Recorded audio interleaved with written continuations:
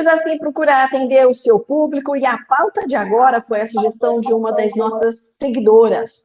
A Cida queria que falássemos sobre a insuficiência renal crônica, mas especialmente no público idoso. E para falar sobre este assunto, nós convidamos o Dr. Luiz Lázaro Ayuso, que é nefrologista e que gentilmente atendeu o pedido do Simples Assim. Doutor Ayuso, seja bem-vindo, uma alegria tê-lo conosco. Igualmente, Gislaine, muito obrigado. É um prazer estar aqui novamente com vocês. O que é insuficiência renal, doutor Ayuso?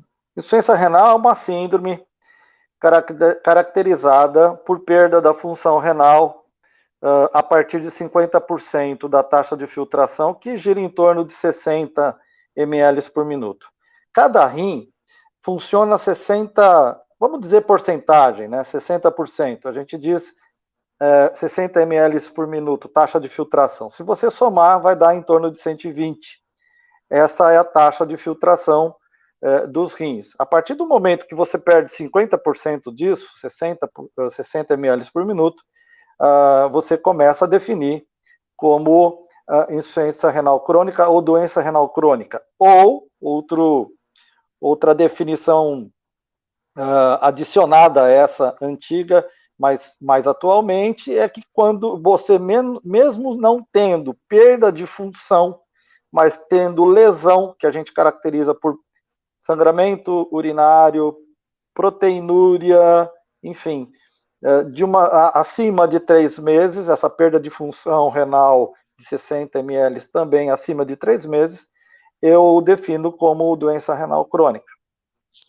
E por que é que os idosos têm bastante esse problema? Isso.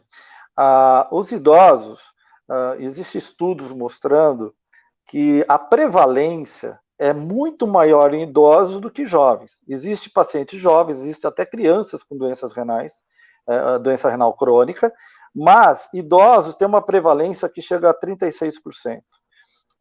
Então, prevalece mais no idoso por quê? Porque as duas patologias que mais frequentemente levam à doença renal crônica, a hipertensão arterial e o diabetes. Então, esses indivíduos, o hipertenso, o diabético, se eles não se cuidarem, eles vão provavelmente ter doença renal crônica. O diabético no tipo 1, que geralmente acontece mais em jovens, 40% podem desenvolver doença renal crônica.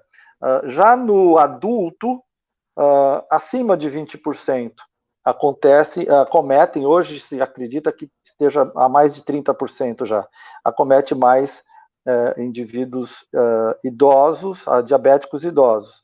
Portanto, de uma maneira bem sucinta, a doença renal crônica ela é causada principalmente por essas duas patologias, diabetes mellitus e hipertensão arterial.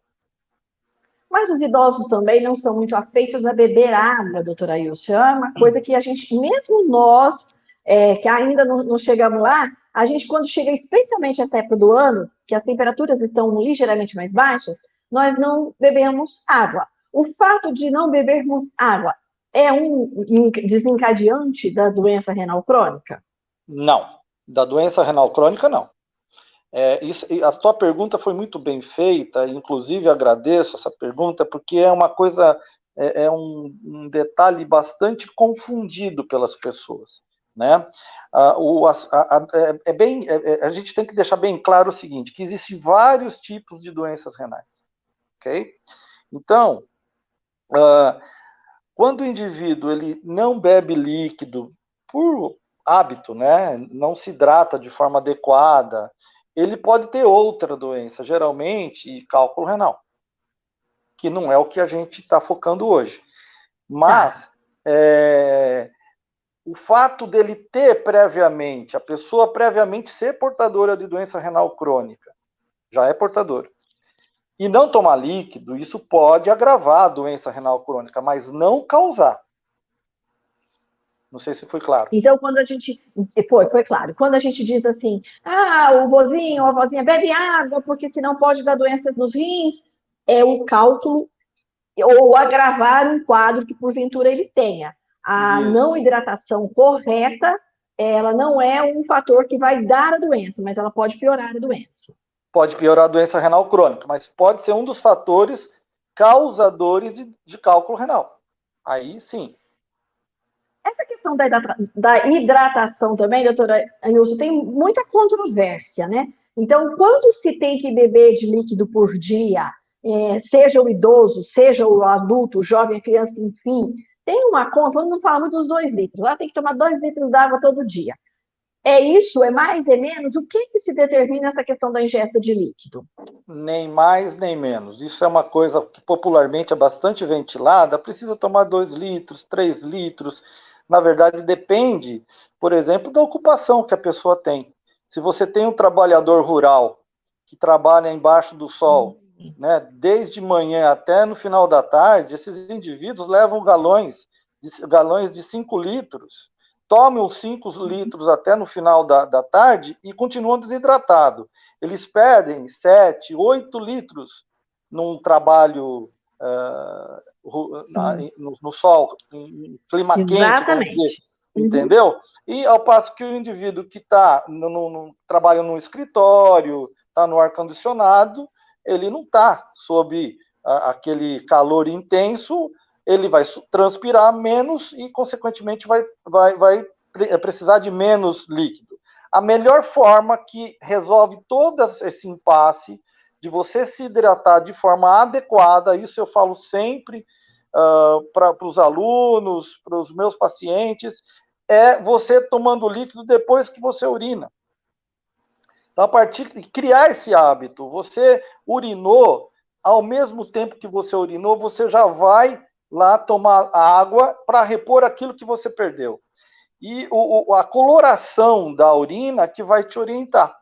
Se você tem uma urina clarinha, indica que você está bem hidratado, certo? Agora, se você tem uma urina bastante concentrada, como você vai correr depois de uma corrida, ou depois que você fica exposto ao sol, por exemplo, é natural que você transpira mais, sue mais, esse suor se perde, esse suor iria para a urina.